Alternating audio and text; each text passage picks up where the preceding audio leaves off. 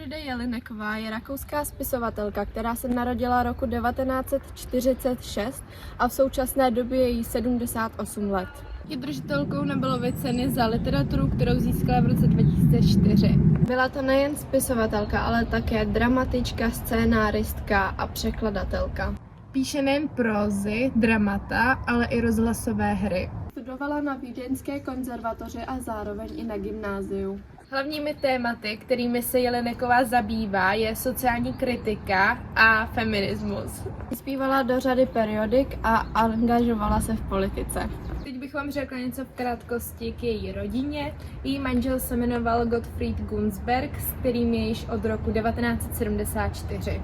Její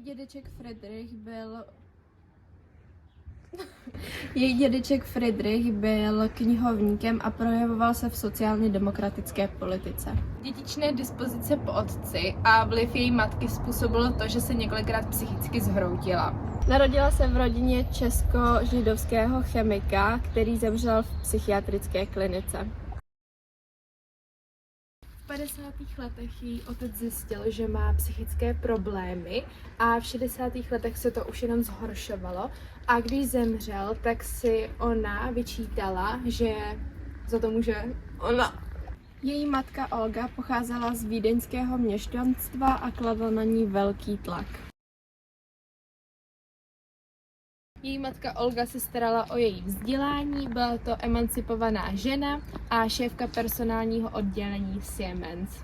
Její matka chtěla, aby byla zázračné dítě a proto Jelinek-Ková chodila do hudební školy, kde hrála na kytaru, klavír, flétnu a housle. Její první zhroucení přišlo po maturitě a jediný, kdo se o ní staral, byla její matka a přitom četla i romány, noviny a komiksy. V rámci politické aktivity roku 1974 vstoupila do komunistické strany Rakouska, ze které roku 1991 vystoupila. Získala nejen Nobelovu cenu roku 2004, ale i další literární ocenění. Roku 1979 získala cenu za nejlepšího scénáře. Roku 1983 získala čestnou cenu Rakouského ministerstva školství a umění a ještě roku 1986 získala cenu například Heinricha Bella. Elfriede Jelinek-Ková se často objevovala na českých jevištích, a to ve hře Klára S., Poutník, Milovnice anebo Královna duchů. Až do 80. let 20. století píše bez rozlišení malých a velkých písmen, ale s omezení interpunkce.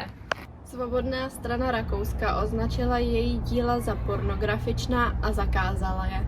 Autorka na sebe upozornila dílem Milovnice, což je také jedno z jejich nejvýznamnějších děl, které pojednává o pragmatické Brigitě a o romantické naivní Paule a o vyvolaném muži.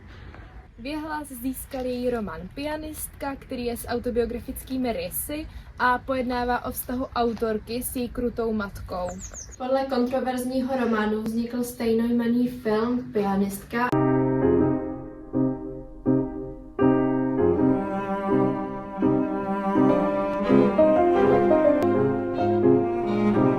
A hlavní představitelka Isabelle Huppert získala ocenění za tuto roli.